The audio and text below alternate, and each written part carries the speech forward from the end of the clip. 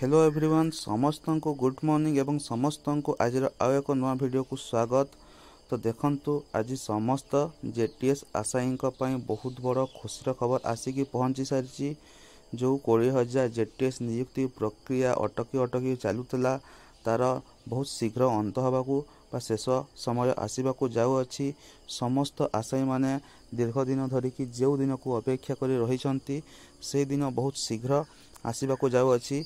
एवं Odisha school education programme authority बा ओसेपा जेटीएस मानक पई जो जॉइनिंग प्रोग्राम टी रहिबो ओरिएंटेशन प्रोग्राम टी रहिबो तार डेट टी डिक्लेयर कर सारी। तो डिटेल्स रे देखिबा केउ डेट रे आपण मानकर ओरिएंटेशन हबो एवं आपण मानकर ओरिएंटेशन टी कलिंग स्टेडियम रे हबा को जाउ अछि एवं एहा आपण मानकर स्टेट लेवल ओरिएंटेशन हबो।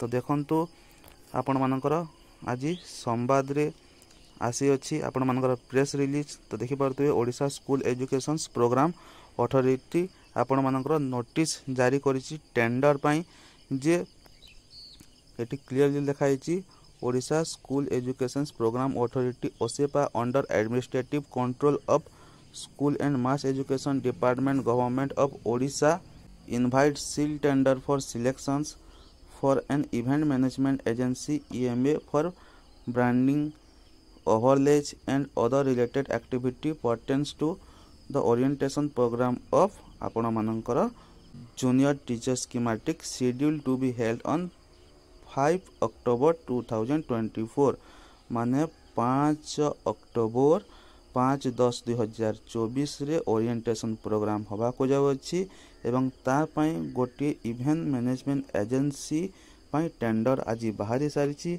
एवं आपण मानकर ओरिएंटेशन प्रोग्राम टी आपण माने देखि परथबे एट कलिंग हॉकी स्टेडियम भुवनेश्वर रे हेबा को जाउ अछि। तो देखि परथबे बहुत शीघ्र अर्थात अक्टोबर 5 तारिख समस्त जेटीएस आशायींकर जॉइनिंग होगा को जाउ अछि एवं ओरिएंटेशन प्रोग्राम टी स्टेट लेवल रो होगा को जाउ अछि। निजे मुख्यमंत्री समस्त को से दिन कलिंग स्टेडियम रे नियुक्ति पत्र बांटिबे। तो समस्त बहुत बड़ खुशी खबर आसिक पहुँची सारी अच्छी। तो समस्ते भिडियोटी जदि भल लगे भिडियो गोटे गोटे लाइक करंतु निजर सांग मान सहित शेयर करंतु एवं एपर्यंत जदि चैनल टी को सब्सक्राइब करनांती आगो को समस्त प्रकार अपडेट पाइबा पई चैनल टी को सब्सक्राइब करके रखंतु। भिडियोटी संपूर्ण रूपे देखिथिबार धन्यवाद। वंदे उत्कल जननी जय हिंद।